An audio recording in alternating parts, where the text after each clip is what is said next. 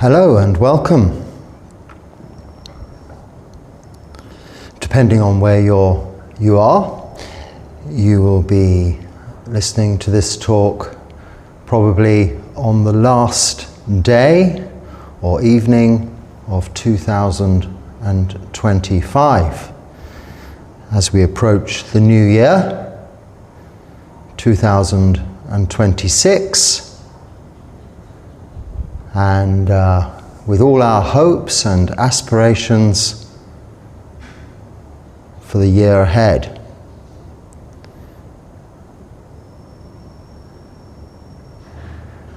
New Year is celebrated across the world at different times, but certainly this convention of time we've come to know, this Gregorian calendar, is most commonly the time for celebration, and these celebrations take different forms, different traditions, in different countries,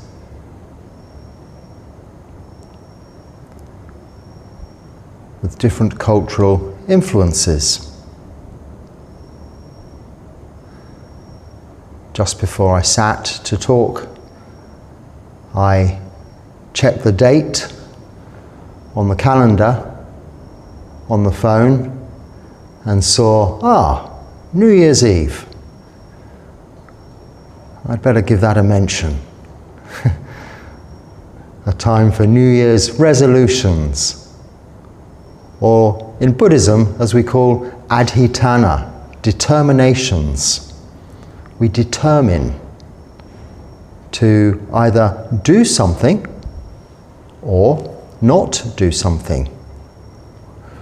We might determine throughout the year to keep 5 precepts. That is, not determining to actively do something, but apply effort towards refraining from. In the case of the 5 precepts, refraining from killing, stealing, sexual misconduct, lying, or taking of intoxicants.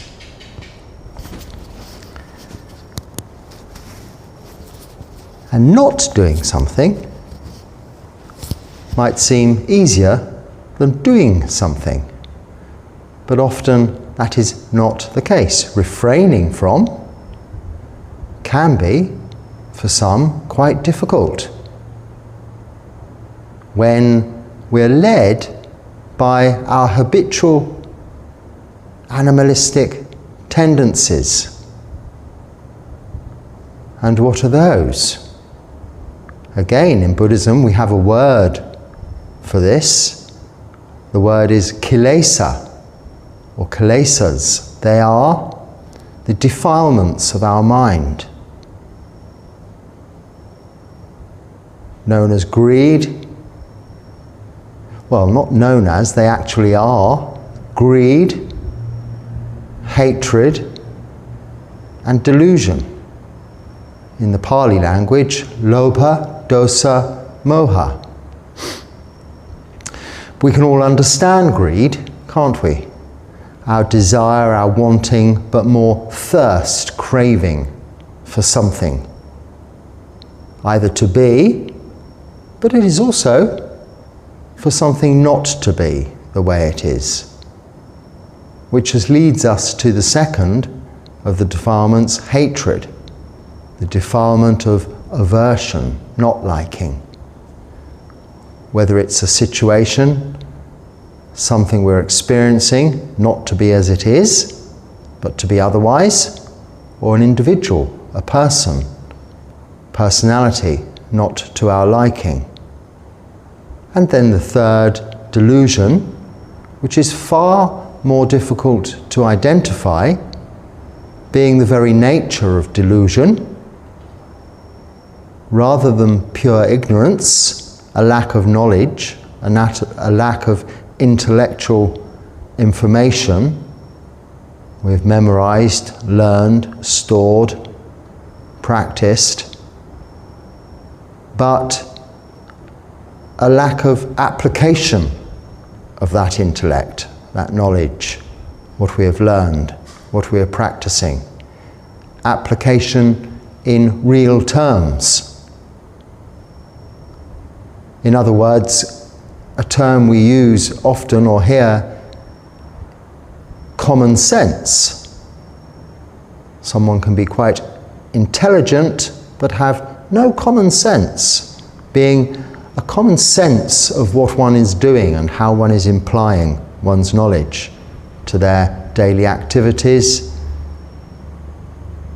of body, speech and mind, or resolving problems, situations. And Buddhist practice is all about identifying these kilesa, these defilements, and understanding them as the root cause of what manifests itself as suffering. The Buddha taught us just two things. There is suffering and a cause of suffering. These are the Four Noble Truths, actually. There is suffering and an end of suffering. And then expanded upon that, there is suffering, a cause of suffering, but there is an end of suffering. And the way we reach that end of suffering is by the practical application of the Noble Eightfold Path. Our path towards liberation, freedom from suffering in this lifetime. Now this we've spoken of many times. In each and every one of these talks, some aspect of that path, whether it comes under the category of sila, moral virtue, which is the majority of those 8 steps, or samadhi, meditation, inclusive of mindfulness, sati in Pali, and concentration, samadhi in Pali, our practice, formal practice, sitting in meditation each and every day to train our mind in concentration in order that we can apply sati, mindfulness, in all of those daily activities of body, speech and mind, not only to perform more effectively by a continuous awareness of the present moment and the task we are undertaking, rather than our mind drifting elsewhere to the past or into the future. We practice this sitting in meditation, developing samadhi, focusing our conscious awareness on a meditation object, something simple that requires no analytical thinking, but just pure observation. Resulting, however, in a deeper understanding of the characteristics of existence, coming from simply observing the breath, for instance, or trying to observe the breath, we see the very nature of anicca, impermanence. And also sitting for some time, we see the very nature of dukkha, suffering. And we can also observe that very evident lack of control we have over these characteristics. Or anatta, not self.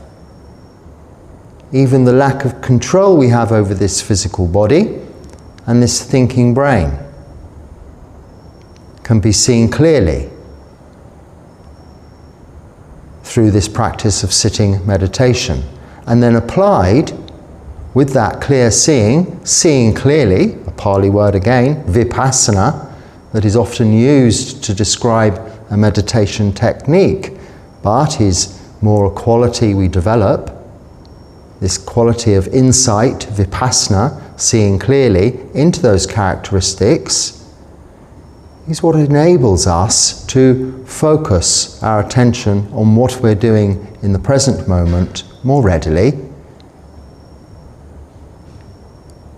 We describe as mindfulness, sati. And with mindfulness, we're able to see our transgressions, or see how we might lead towards these transgressions of sila, of breaking precepts or not refraining from killing, of perhaps instinctually, without care and attention, maybe sweeping some insects away or swatting a mosquito by way of a reaction, and not seeing the harm we're doing in that. Not seeing that that is not keeping the precept of killing.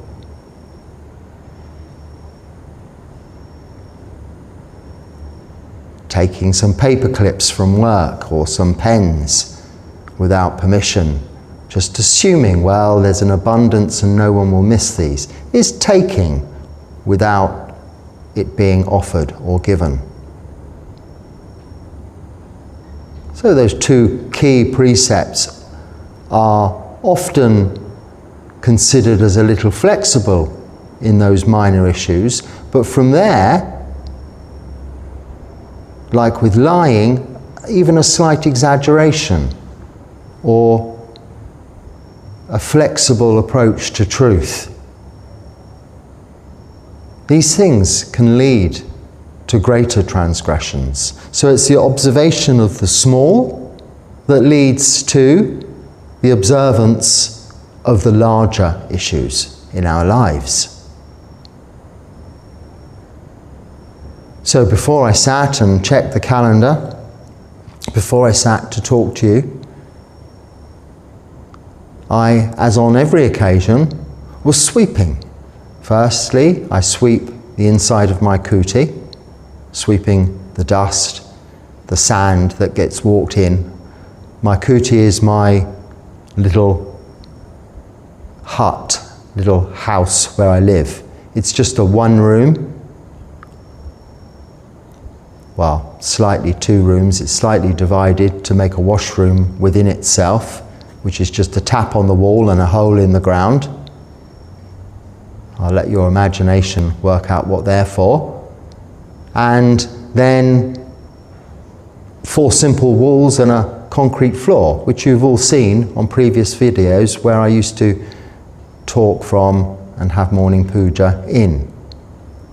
I sweep that out, sweep the sand out that gets trodden in by myself and by the cats and by the dogs and anyone visiting, passing by, and just the wind. And I sweep the concrete outside the little veranda area. And then I come in here to our beautiful, newly refurbished Samadhi Sala, meditation hall, or place for us to meet and talk, and for those visiting me to be able to sit comfortably, to come and ask questions. I sweep in here.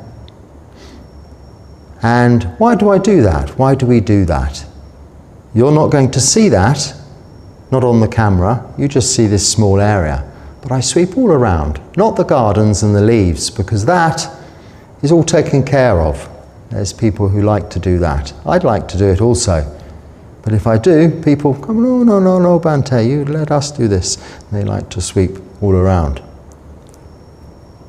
We like to keep our environment clean and tidy, don't we? And this is quite evident, or becomes more evident at this time of year, especially here in places like this, where it's culturally the tradition to have these big cleaning events of taking everything out of houses where people live. They take all of their furniture outside and completely clean, even decorate their houses. and all of the pots and pans and things in the kitchen get taken outside for an extra scrub, put in the sun to dry, to clean, disinfect, and then there are ceremonies which take different forms in different places, different traditions, but often include the lighting of some kind of fire and boiling up of some kind of, it's usually milk in a pot here, as representative of, I don't know, newness, freshness, and also offering, making ready for the new year ahead. And we all have in our different parts of the world our own different associated traditions with the new year ahead, a new start. And what we're doing there, prior to our resolutions, our New Year's resolutions, or prior to our determinations we're making, adhitthana, is we're getting everything ready. We're preparing the ground. So much like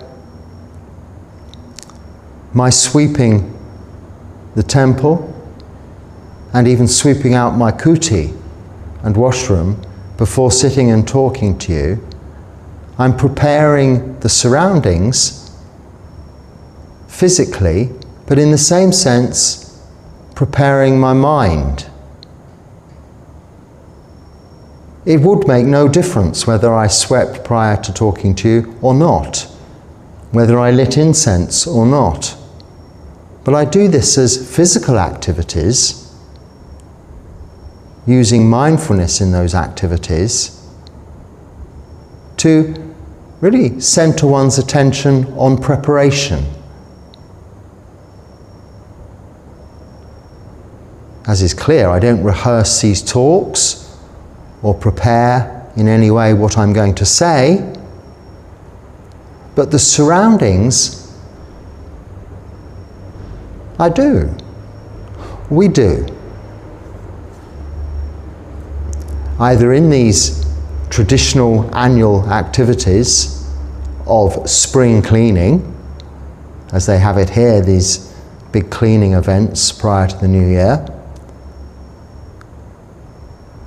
when family visit, neighbours come to your house, but it's not you're cleaning for that purpose, you're cleaning in preparation for the new year ahead.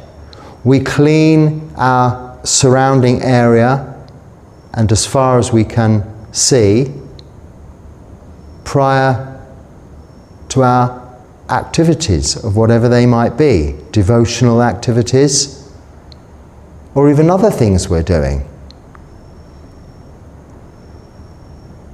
Because we feel we've put preparation,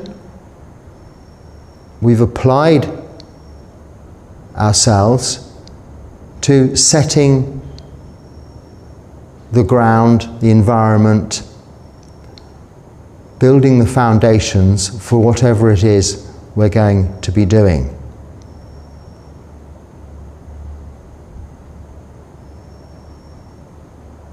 So one of the first comments I see here, they're going to ask a few questions which we might get to later, but begins with, how long have you been practicing?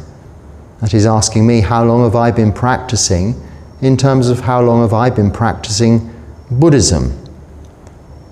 I guess your question is. So what is practicing? Firstly, practicing is living in accordance with the Noble Eightfold Path, keeping precepts, practicing meditation, and developing wisdom. Sila, Samadhi, Panya. Sila is precepts or moral virtue, Samadhi meditation, Panya is wisdom in the Pali language. And how we sum up the Noble Eightfold Path of right view, right intention, right speech, right actions, right livelihood, right effort, right mindfulness, and right concentration. So specifically, not very long, since 2015, I've been practicing the Noble Eightfold Path. But at around 2012, 2011, 2012, I discovered meditation, started practicing meditation. So one aspect of the Noble Eightfold Path. Not knowing then anything about Buddhism, or thinking that I didn't know then anything about Buddhism. So some, 12, 13 years ago now, I started practicing meditation, thinking this is a really good way to, when I have time, to just sit and allow the mind to become settled, and even the physical body to relax and to experience a sense of relief and even enjoyment from that simple activity. And at that time, 13 years ago, about, isn't it? I think, maybe 14, I didn't know anything about Buddhism. Thinking Buddha was that fat fellow we know from the Chinese restaurants I mentioned a few talks ago, the monk, Buddha or Hoti, whom represents generosity and giving and kindness. But having been introduced to Buddhism, having realized that meditation brought me a contentment all on its very own that I hadn't found in anything else, was freely available and didn't ever run out, required no external additional supports, just determination and time. I thought there must be something more behind this. And that is when I began my research and was pointed in the direction of Buddhism for what it really is. And that led to my, eventually in 2015, going to India, exploring the different traditions in Buddhism. And when I could say that officially I started Buddhist practice, but even in that sense, a long time prior even to 2012 when I began meditation, I started cleaning up, tidying up my surroundings. Figuratively speaking, I started sweeping out my kuti, probably in the, a few years prior to that, when actively involved in business life, work life, family life, relationships, and all of the usual activities. Relatively happy in all of those, making money, enjoying success, along with some failures, but always bouncing back and striving on. I began to see early on the advantage in renunciation as opposed to acquisition. The advantage in living simply as opposed to complicating life.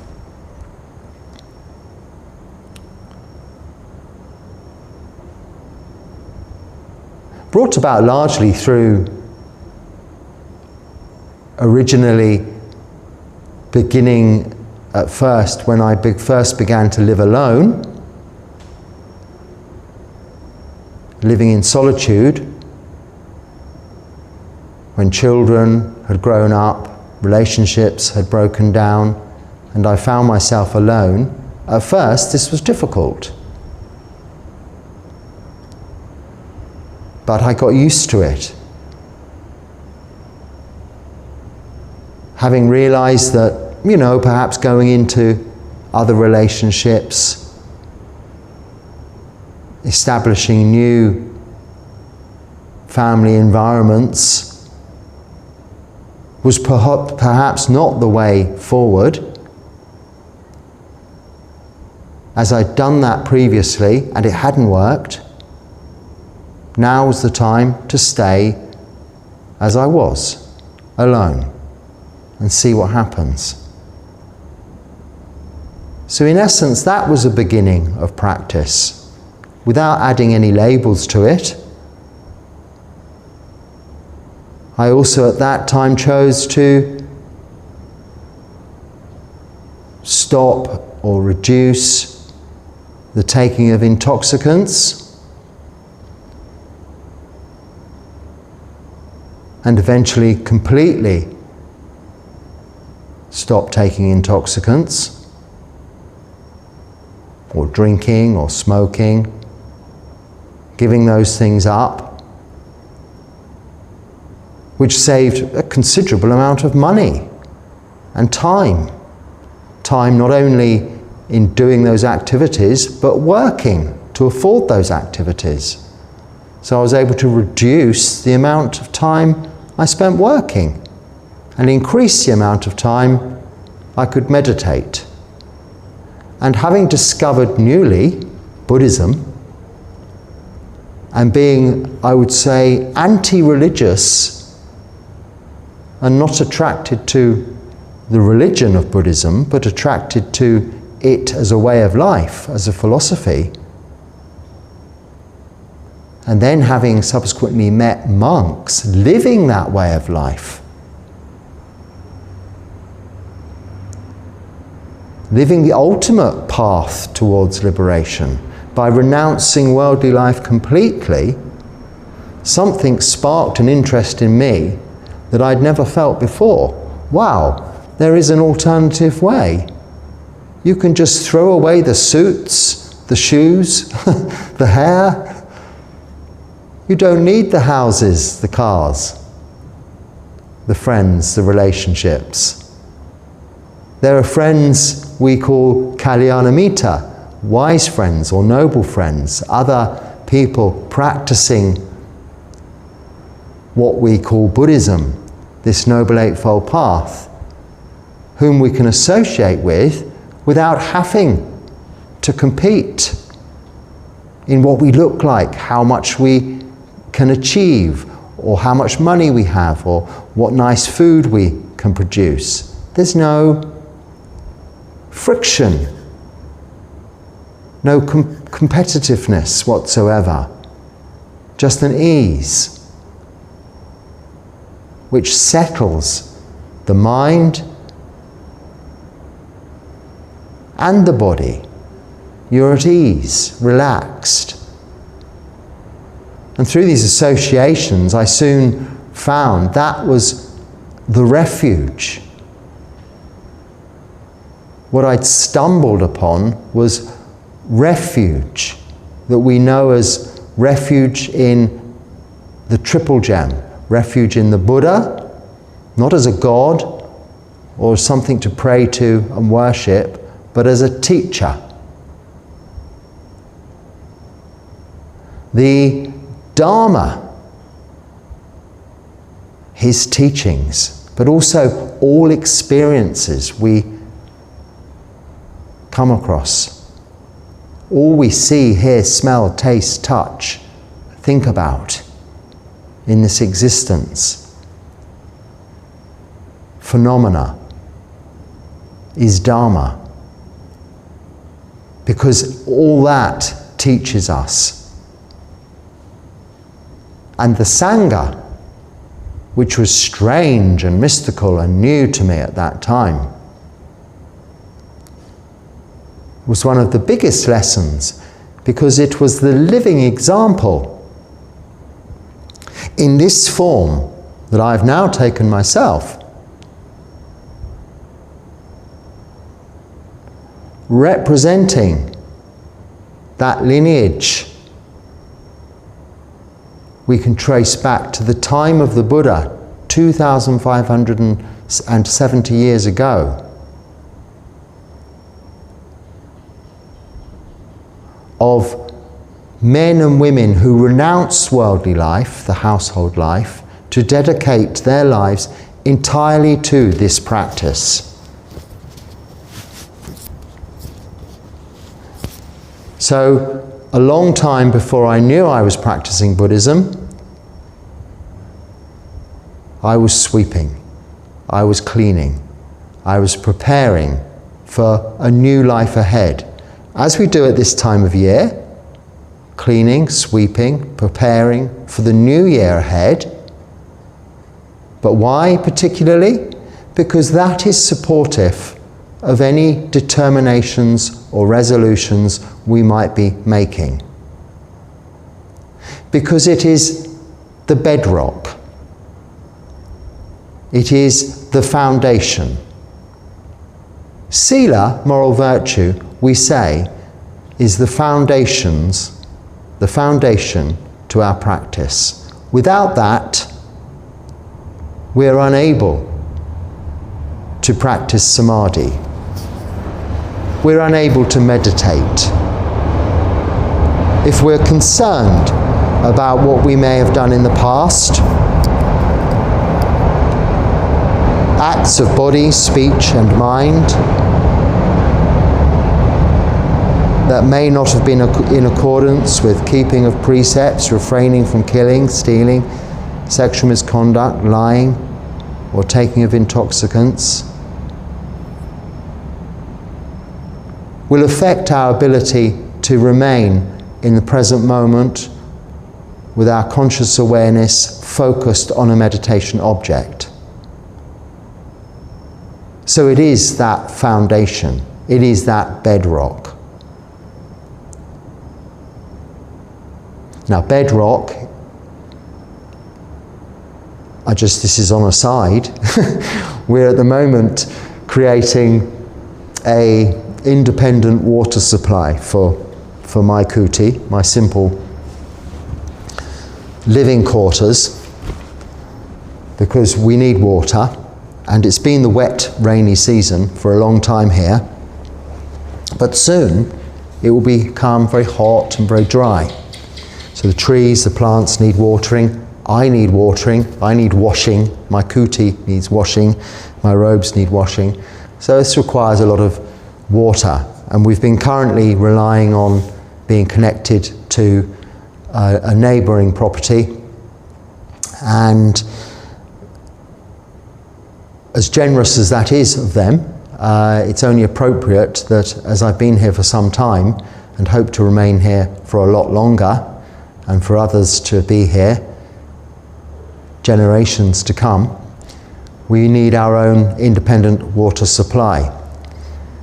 So thanks to your generous support, work has commenced on that, and the people have been, I had no previous experience of this, have been making what's called a borehole, digging down a well, a new well, just outside of the meditation hall here in the gardens, which entails making a hole and then putting some pipe sleeving down, like big drain pipes. And I've been just watching this occasionally, and it's been very interesting. And the pipes seem to be going down for a long, long way, forever and ever. And I should think, from the distance I've seen so far, below sea level even. But I would guess that to get fresh water, one has to, because I'm right on the coast here, one has to go a lot deeper. And yesterday they hit this bedrock, because the man said to me, water, watura, is water, but in rock, he said, in rock. So I'm not sure whether that's a good thing or an obstacle, but whether it's an obstacle or not, it will be got through. And I thought we often use this as an analogy with meditation and meditation objects. When people say, well, I've been using the breath, but it's not working, should I change to something else? And even they'll ask that question about a meditation period of itself. So during a meditation, should I change meditation object from Buddho, Buddho, Buddho, a mantra, to say observing the breath, or vice versa? And we always say no. It's like, you're digging for water, digging a well, blub, blub, blub. You dig a hole, and then you hit something, an obstacle, and then you start digging elsewhere. If you keep doing this, you'll never find water. An analogy we so commonly use to explain sticking with one meditation object, making that determination. And there, before me, evident is that analogy. Do they move to dig a hole elsewhere? No, they'll keep going. They'll sharpen up their tool. I think he called it a rabbit. And I don't think they have rabbits here, as in the little animal. So he's got this rabbit. He had to take it away, disappear for an afternoon to get the end sharpened up. It's a heavy weight thing that he drops down this long tubing and pipe, and then they pour lots of water down the hole, and then he brings it up on a rope, or they do. I'll try and post some photographs of this if I've got some. And very slowly, little piece by piece, they're bringing up all the material out of the hole. And now, even more slowly, they'll eventually, with this heavy piece of metal, boom, boom, boom, boom, boom, get through this bedrock. And it's difficult. It's very hot. It's very hard work. But they'll keep going on this one spot. Having prepared the ground around, prepared the surroundings, having dug this far, they don't give up and try elsewhere. Because what will be found below that rock, and why it's a good thing, is the purest water. It may be harder to get to, but it's purer than that you might find in an easier spot to dig, that may also be contaminated by other aspects of the water table. Effluent. So we have a wonderful Pali word called asava. Asava. I think I've got the word a little bit wrong there. This is my age showing. The asava, leakages we call it in English. And leakages are where we have a practice, we have a determination, adhitthana, we're putting in effort, but through our sense consciousness, vijnana, seeing, hearing, smelling, tasting, touching, things leak in, as well as things can leak out, represented through our acts of body, speech and mind, of an impure nature. Those of the kilesas, the defilements. We may see something we're attracted to, and it stimulates lust or an unwholesome desire. This is asava, leakages, where we're not guarding our senses, we're not paying close attention, wise attention, sati sampajana, mindfulness of guarding our senses as to what we see, what we're looking at. So we haven't focused our attention long enough during our sitting practice, our development of samadhi, to then, when we go out into the world, be able to keep mindfulness on what it is we're actually doing. So we may be engaged in very wholesome activities of body, speech and mind, but still our attention is drawn to something of a less wholesome nature. And then that is when we make mistakes, or we act inappropriately, or we begin to think about something that isn't developing wholesome mind states and reducing unwholesome mind states, but the reverse, leading us astray. So, similarly, where they're burying for water, whereas it could be much easier to get water elsewhere, they'll keep pursuing the same route, to go through the bedrock, through that obstacle. And in our meditation, those obstacles are represented by the 5 hindrances, these 5 obstacles of sensual desire, aversion, laziness, restlessness and worry, and doubt, which are an expansion on those kilesas, greed, hatred and delusion. Through our practice and through our practice alone, only do we see what delusion is. Because it is of those characteristics, of those defilements, the hardest to identify. But when we see our mind, our attention going out towards unwholesome things, rather than aspects of our lives that are conducive to our practice,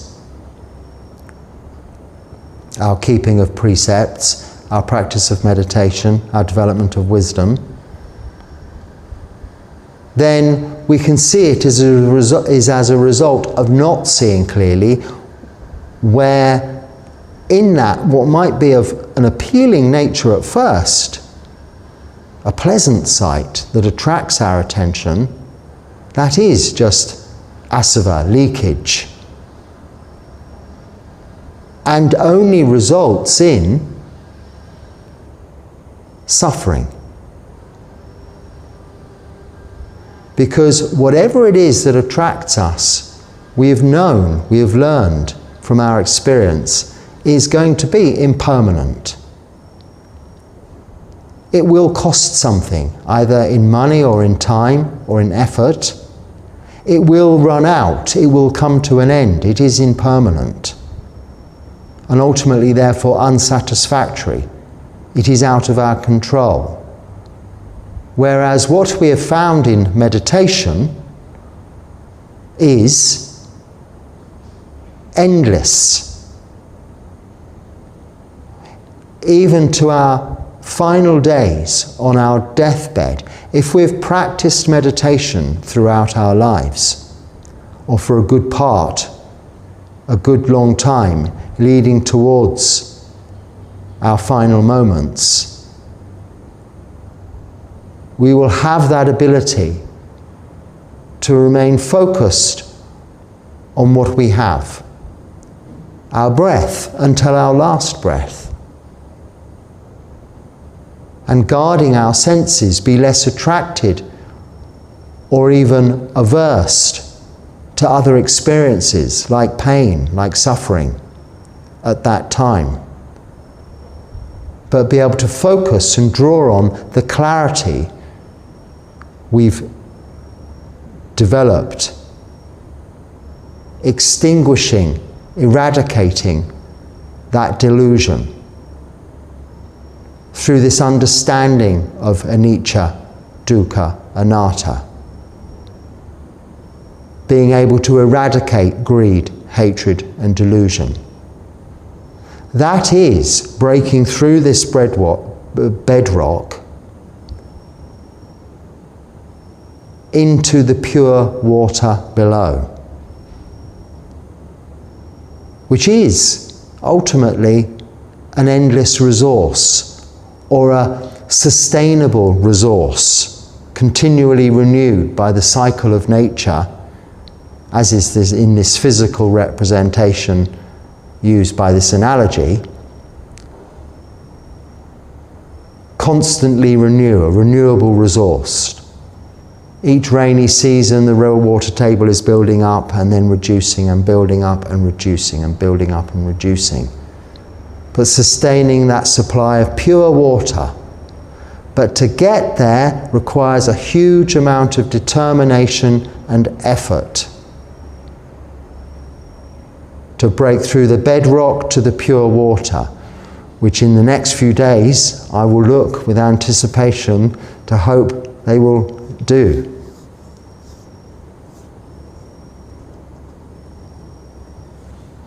You can see I'm getting quite excited about this. A new well. And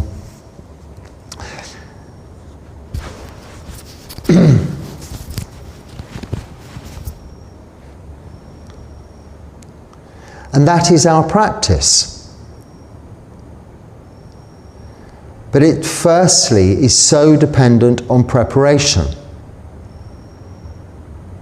Much like the drilling or boring for water requires the preparation of getting the pipes, the sleeves down, and then the preparation of the tools necessary, and then the resharpening of those tools to eventually break through the bedrock. We are continually preparing ourselves through our practice and to support our practice in our environment and our surroundings and our activities of body, speech and mind. What we are doing each and every day towards that end, to eventually, through samadhi, see clearly, break through the bedrock, break through those hindrances, to experience the purity of our practice, the thirst-quenching, refreshing peace, tranquility and calm state of mind we call samadhi, samatha rather. Tranquility, calm, peace, peaceful states of mind in Pali are called samatha, that result from samadhi, that focused attention on something simple. So that simple drilling process to get through the upper levels of ground and sand and soil and then rock through to the purity of the water below is much like our continued effort of applied focus of attention, conscious awareness on a meditation object on one spot, not changing until we eventually get there and experience firstly samatha, peaceful, tranquil states of mind, which result in piti and sukha, physical rapture and mental joy, happiness.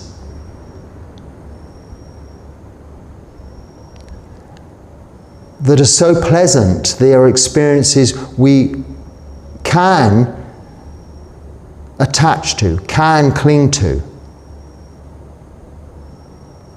But through practice, through training, through understanding, can also see the benefit of simply being with those experiences, knowing them as phenomena on the way, on the path towards something even better. So not taking the opportunity to just rest there,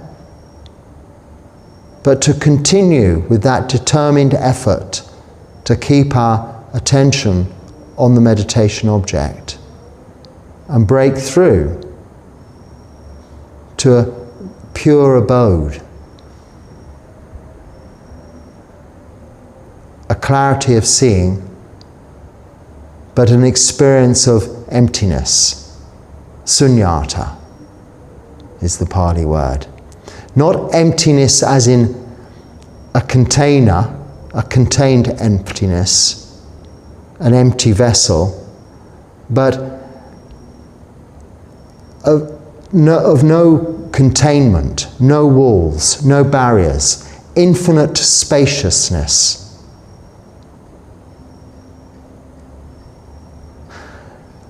A permanence as opposed to impermanence. A freedom from suffering as opposed to suffering. And a no need for any control or a persona or a self.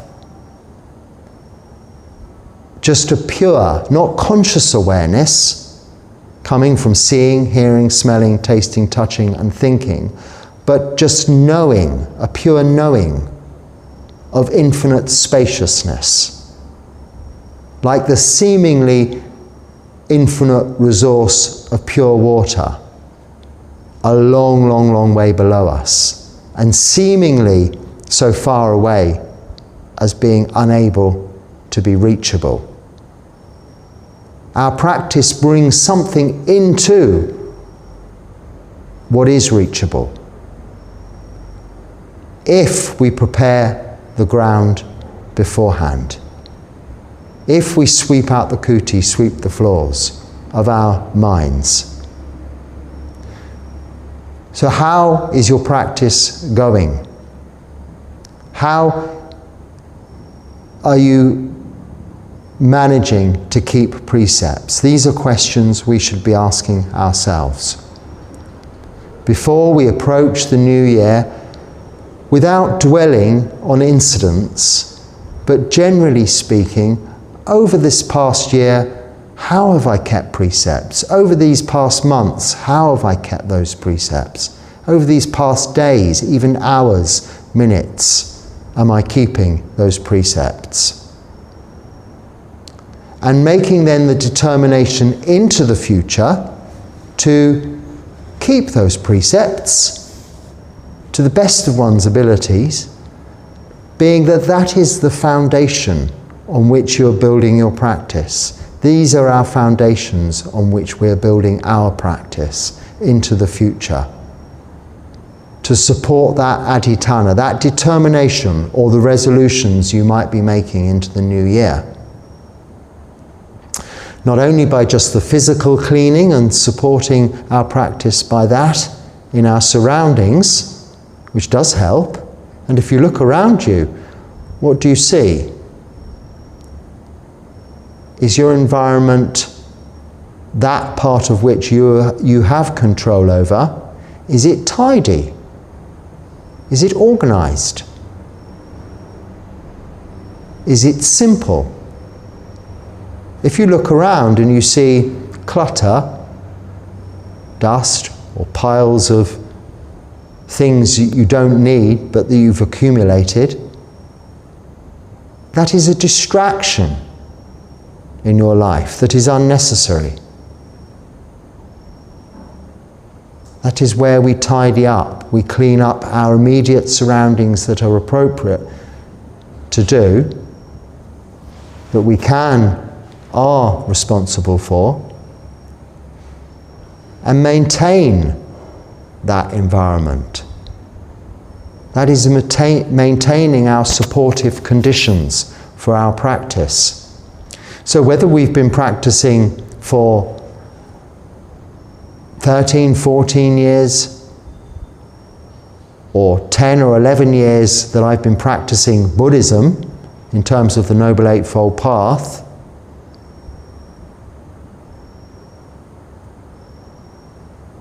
or whether it's been 3 or 4 years, 1 or 2 years, or just a month, or even a few hours.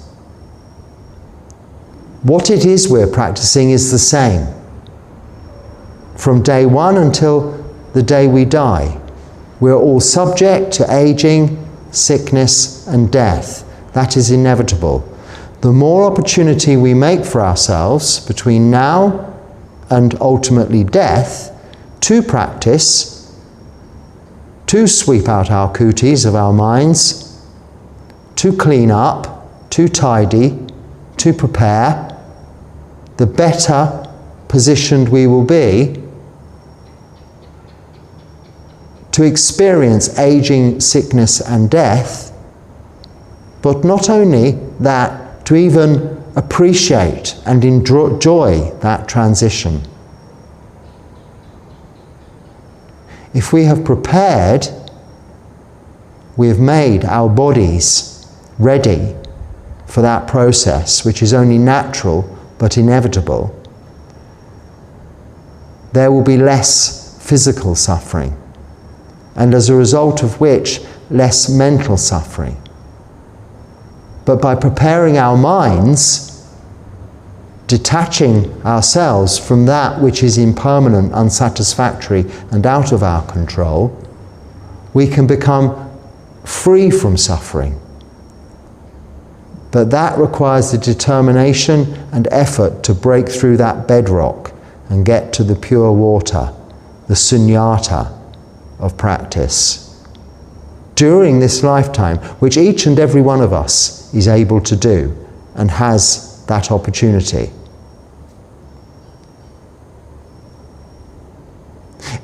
In working life, family life, social life, you may say, well, it's not so easy. It's easier for you as a monk. Yes, indeed. By renouncing all of that, giving up the pleasures of worldly life, family life, relationships, social life, entertainment, distractions from suffering, we face it head on. We don't run away from it. We take away all of the distractions and we face all of our difficulties and suffering, all of those hindrances head on, with nothing more to do than to observe those until we see them clearly. And this monastic life, this life of renunciation, is, yes, the very best way to do that. But it's also very difficult. And probably only comes about as a result of that practice having been maintained throughout many previous lifetimes. Yes, people ordain for a short while to get this experience, and that's okay. But to dedicate one's life until the day you die, or make that determination to this renunciant's life, is another thing. You are letting go of worldly life.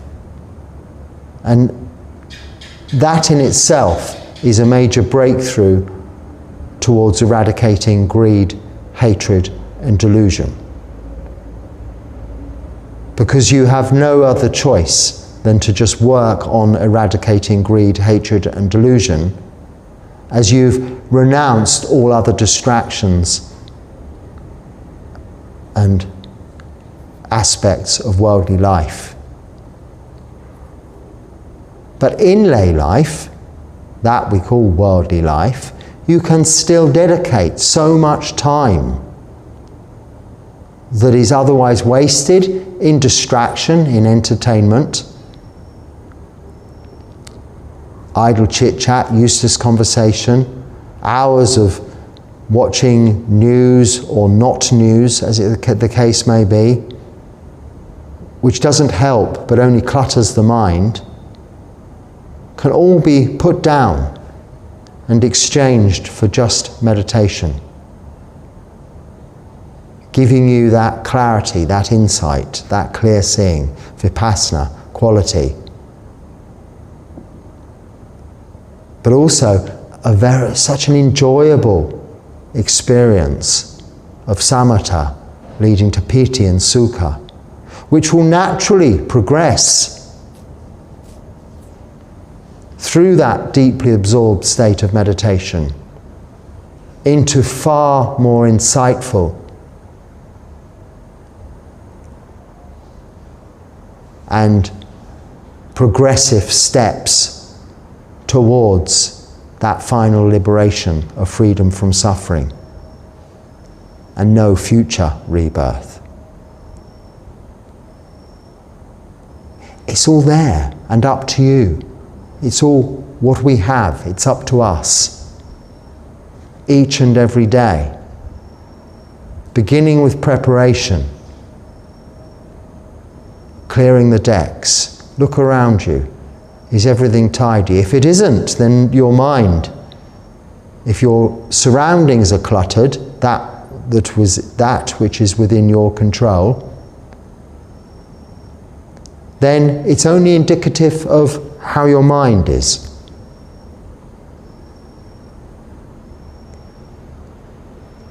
A kuti, my simple room, is easy to keep clean. I have no things, there's nothing in it.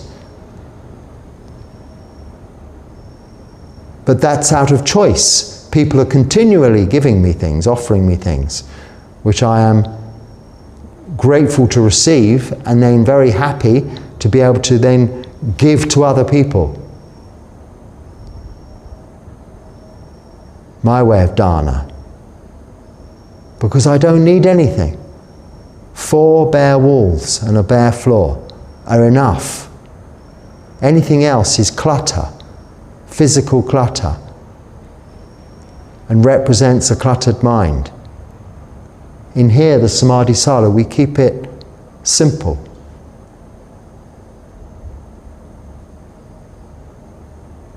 Everything in its place, straight, tidy, and clean. This is why there are these rituals, these traditions at this time of year. But we can maintain that throughout the year.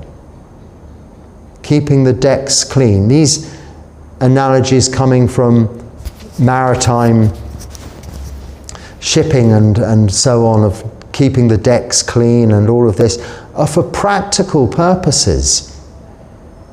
A whole community living on a ship for weeks on end, travelling from one part of the world to another, would not work if there was tardiness.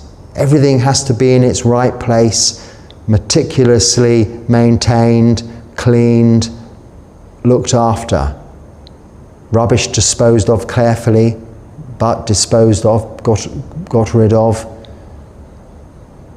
in order for everything to go smoothly in such a confined space. But there's such a tendency when we have a lot of space to not pay attention to that, to brush things under the carpet.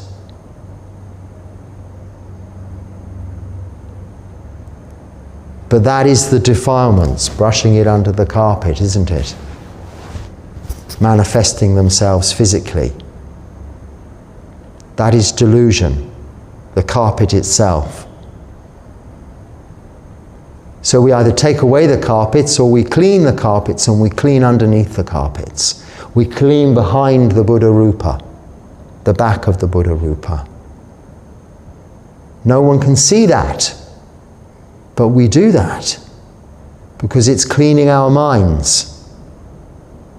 A lot of our devotional activities, bowing, lighting of candles, offering of incense and flowers, some people say are like religious worshipping activities. They are mindful activities of body, speech, and mind to develop that foundation, that ground for practice.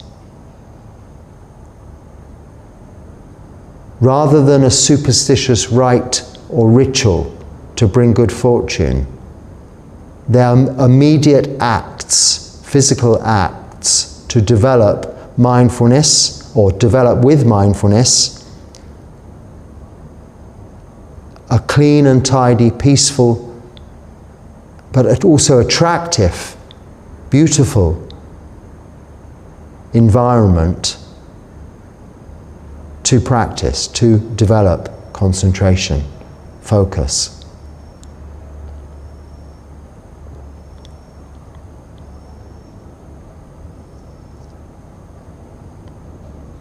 So I hope to continue into the new year with these talks and speak to you again very soon, when it will be 2026. And who knows, we may have reached water, but there's no knowing. That might go on for some days, steadily burrowing deeper and deeper and deeper.